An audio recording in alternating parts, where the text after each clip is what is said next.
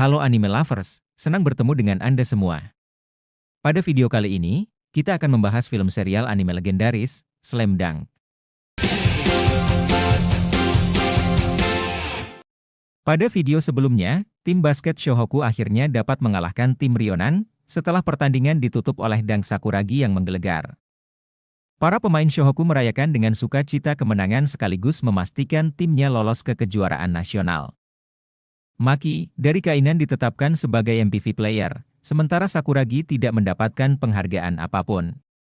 Bagaimanakah kelanjutan kisahnya? Tak perlu berlama-lama lagi, mari kita saksikan bersama alur ceritanya.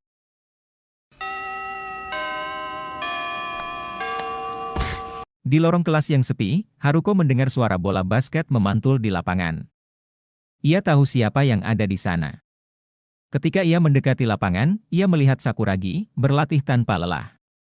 Peluh mengalir deras di wajahnya, tetapi semangatnya tak pernah surut. Haruko teringat saat Sakuragi pertama kali mencoba bermain basket. Namun, kini, hanya dalam waktu 3 bulan, Sakuragi telah menjelma menjadi pemain inti Shohoku. Haruko, yang menyaksikan dari sisi lapangan, kagum bercampur bangga.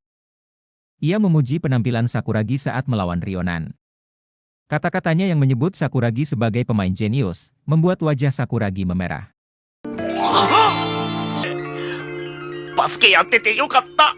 Namun, lebih dari itu, ucapan Haruko tentang impian Akagi menjuarai kejuaraan nasional menjadi dorongan besar bagi Sakuragi untuk terus maju. Lapangan basket semakin ramai oleh siswa yang ingin melihat latihan Shohoku. Setelah berhasil lolos ke kejuaraan nasional, tim ini menjadi pembicaraan di seluruh sekolah. Di antara keramaian, Sakuragi melirik Haruko yang berdiri di sisi lapangan. Semangatnya semakin membara, dan ia berlatih dengan lebih keras. Tak lama, Mari datang ke lapangan.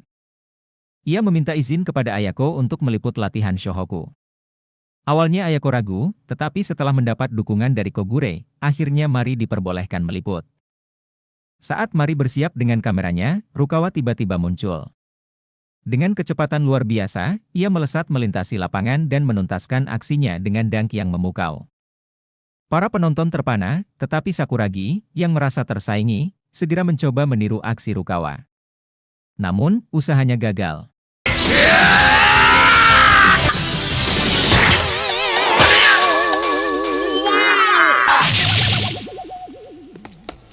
Sakuragi yang geram, karena kegagalannya diliput, akhirnya kemarahannya terhenti saat Akagi datang dengan tatapan tegas.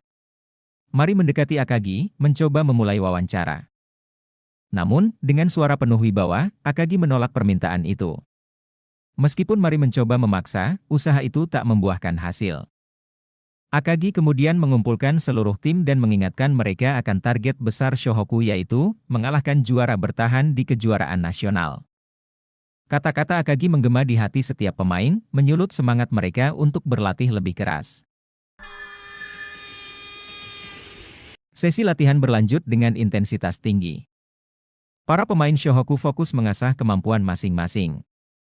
Di tengah latihan, Rukawa kembali menunjukkan aksinya yang luar biasa.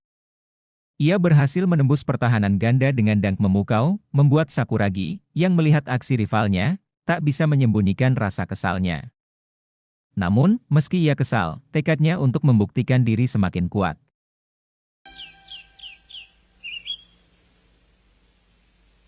Rukawa Kaede melangkah masuk, tatapannya dingin seperti biasanya. Pandangan mereka bertemu sejenak, tatapan tajam dan arogan Rukawa langsung bertabrakan dengan ekspresi penuh percaya diri Sakuragi yang sedang mengepel lantai lapangan. Sambil menunjuk ke arah Rukawa. Dalam gerak tubuh yang dramatis, Sakuragi seperti menyampaikan bahwa siswa baru seperti Rukawa, wajib datang lebih awal untuk membersihkan lapangan. Namun sebelum suasana semakin tegang, dua teman Sakuragi tiba-tiba membantah, bahwa Sakuragi sendiri tidak benar-benar bekerja, melainkan hanya berteriak-teriak memberi perintah.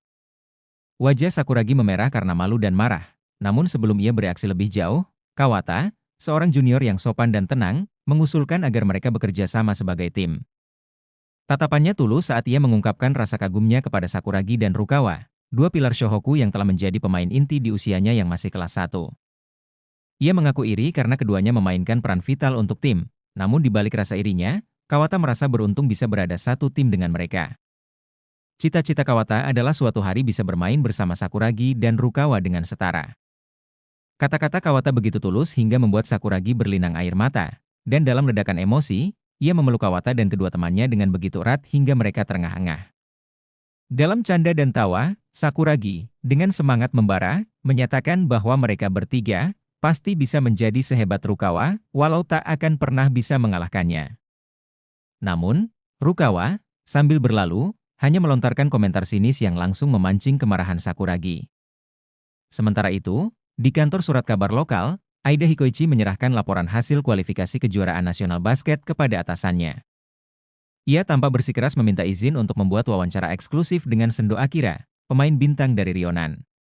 Namun, atasannya menolak mentah-mentah. Menurutnya, berita hanya menarik jika membahas tim yang menang, bukan pemain dari tim yang gagal lolos. Aida terdiam, menyadari kenyataan pahit bahwa dunia hanya peduli pada pemenang. Namun, saat berbicara dengan Nakamura, rekannya, ide cemerlang tiba-tiba muncul di benaknya. Wajahnya yang sebelumnya murung kembali bersinar penuh semangat. Ia bertekad mengadakan pertandingan yang mempertemukan dua bintang besar, Rukawa Kaede dan Sendo Akira. Di ruang ganti Shohoku, Akagi dan Kogure terlibat dalam percakapan santai namun penuh makna. Kogure mengenang masa-masa sulit mereka, saat lolos ke kejuaraan nasional hanyalah mimpi yang terasa mustahil. Namun kini, ia dengan penuh keyakinan menyatakan bahwa Shohoku mampu bersaing di tingkat tertinggi. Keduanya bertekad untuk berjuang keras di kejuaraan Interhai yang akan segera dilangsungkan. Di sisi lain, Aida tiba di tempat latihan tim Rionan. Suasana di sana terasa serius, namun Aida mendengar sesuatu yang mengejutkan. Dari dekat lapangan, suara berat Wozumi Jun terdengar, mengumumkan keputusannya bersama Ikegami untuk pensiun dari tim basket Rionan. Para pemain terdiam, terkejut oleh kabar itu. Bahkan Aida, yang datang dengan tujuan mewawancarai Sendo, tak mampu menyembunyikan keterkejutannya.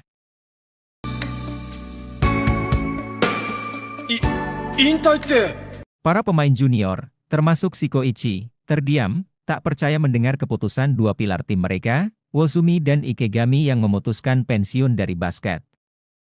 Kompetisi kualifikasi kejuaraan nasional ternyata menjadi panggung terakhir bagi kedua senior ini.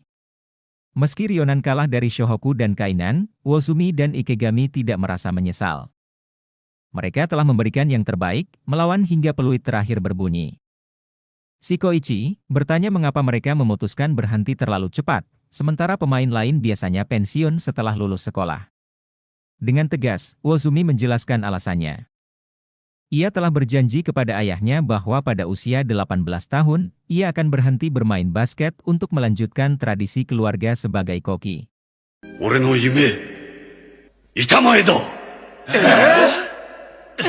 Wozumi berdiri di tengah lapangan, menatap para juniornya. Ia berpesan untuk terus berjuang keras.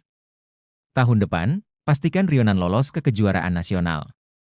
Kata-kata terakhir terucap, air matanya tak tertahan. Ia mengingat setiap perjuangan, keringat, dan kenangan di lapangan ini.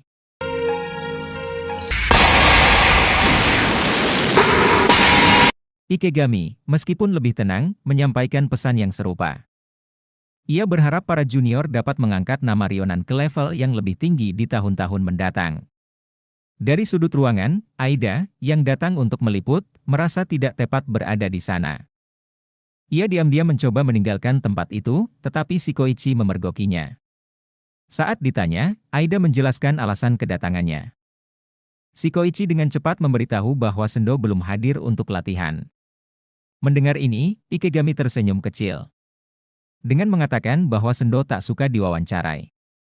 Jika ingin mengetahui betapa hebatnya Sendo, maka harus bermain basket bersama Sendo untuk merasakan kehebatannya. Setelah percakapan selesai, Aida meninggalkan lapangan. Namun, saat dalam perjalanan pulang, ia bertemu dengan Sendo yang baru tiba. Ia teringat ucapan Ikegami dan mengurungkan niat untuk mewawancarainya, memilih hanya mengamati dari jauh.